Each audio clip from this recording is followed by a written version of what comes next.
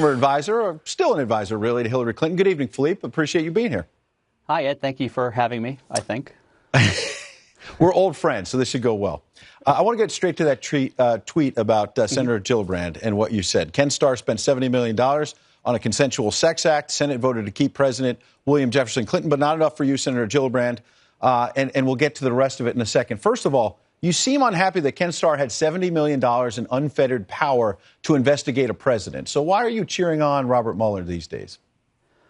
No, I don't think that's the point I was making. The point I was making, and thankfully I have more than 280 characters to do so because it's a pretty complicated subject, is what's happening now is that people are very bravely coming forward, whether it's Rose McGowan or Barbara Comstock or Lee Korfman, with accusations of things that they felt they could never come forward with before. That has taken a tremendous amount of bravery, and it's important. What happened with Bill Clinton is a complete false equivalency. There's no human being in the United States whose personal life, their infidelities, were looked at more than Bill Clinton. His accusers were afforded the opportunity to confront him. He was afforded the ability to defend himself. And my point about the $70 million is that it was thorough.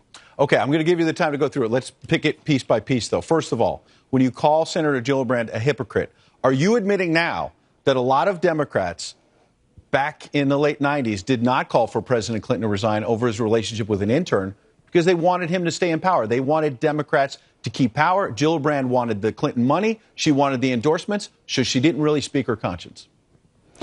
I don't know why she chose yesterday. Part of me wants to give her the benefit of the doubt that she was baited by the New York Times. I don't think, to your viewers, I have to say much more than that about the Times. But her point was strange to me because she probably didn't come to this feeling and thought and position yesterday. Why she wouldn't have in the last 20 years vocalized it is strange to me. Nothing was stopping her.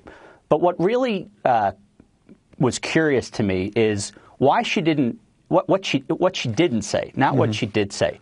She didn't go on and say, I wish I had said something earlier. I regret not saying something earlier.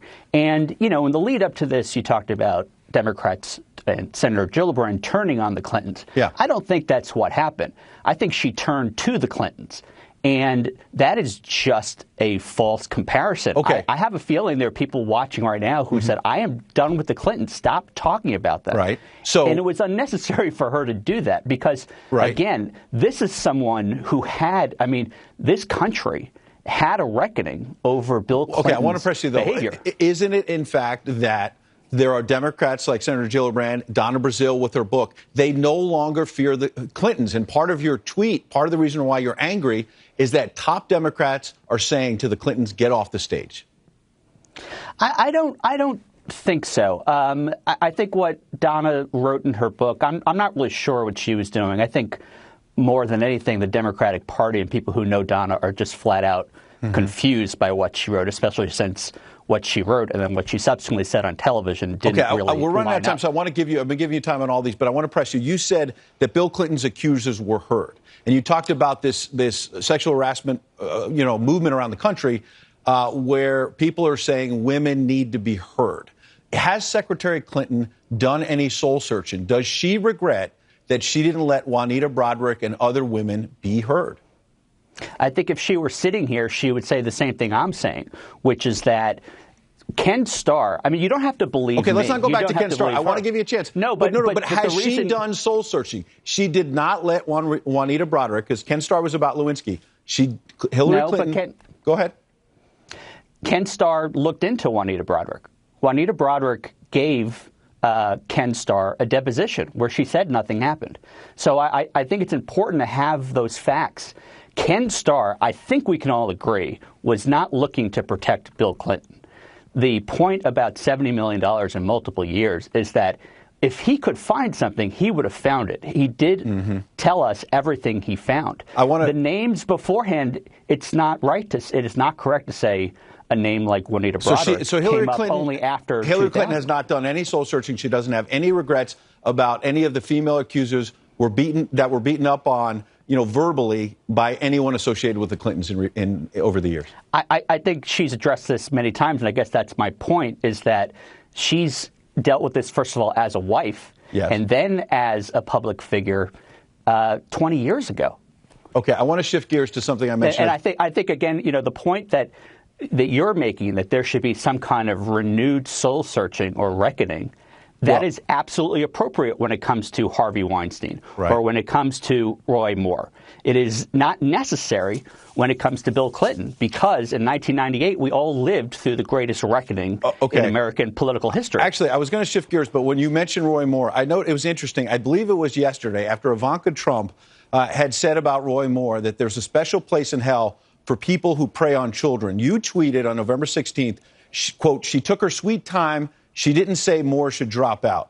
So by your logic, isn't Senator Gillibrand right, at least, that if there's alleged misconduct, Bill Clinton should have stepped aside? You're saying Roy Moore should step aside. You haven't litigated it. You don't know what's true and what's not. And yet yesterday you went out there, Philippe, and you said that Ivanka Trump should have told him to step aside. And instead you said about her, quote, "There's a special place in hell for those who exist only to cover for Donald's sins," meaning the president. Aren't you being a hypocrite as well? I don't think so. I think I was making 2 points. One, the larger point is that for the last year and a half, starting with the campaign, we've seen Ivanka play a role where she really was mostly enabling and then covering for her father. They trot her out when, and yesterday was a perfect example of this, the president, for whatever reason, probably political, and he doesn't want to lose in But hang on, the president twice. said in Asia, if the allegations are true, Roy Moore should step aside. And then you say Ivanka Trump is, quote unquote, trotted out. She is a woman in her own right. If you allow other women to speak out who are Democrats, whether it's Senator Gillibrand or anyone else, why can't Ivanka Trump speak on her own 2 feet? Why do you have to demean her by saying she was trotted out? Well, I think Ivanka demeans herself with her behavior, but what behavior? I think she said that anyone who mistreats children deserves a special place in hell. Do you agree with her? Yes. Okay, so how did she do something wrong? The deepest, hottest place in hell, absolutely. Okay, so you agree with Ivanka Trump, so why did you attack her? That's my question. I agree with her, but she didn't go one step further. And the point I'd make that you're not making is that the hierarchy of the Republican Party wants this guy to go. They've been spending the last week thinking of every conceivable plan to get rid of him. The Trumps, including Ivanka, are out of step. And the other point is she was speaking because her father wasn't. And I know what you just quoted, but everyone has been basically holding their breath for President Trump to say something, and he really hasn't. He said in Asia that if the allegations are true, he should step aside. That wasn't good enough for you? It's not a matter of what's good enough for me. The people of Alabama are going to decide. But when there were allegations against Bill Clinton, against Bill Clinton, you wanted them, hey, it should be fairly litigated. So in the case of Roy Moore, nobody here is defending him, but this happened 30, 40 years ago, and it hasn't been litigated. So why are you just saying throw him aside? You don't know the truth. I think the distinction is that Roy Moore, his victims, his accusers have never been heard until now. They deserve to be heard, and there's a problem in that, unless I'm missing something, no one in the state of Alabama is in any way investigating these crimes because they're old. Alleged crimes, now, sure.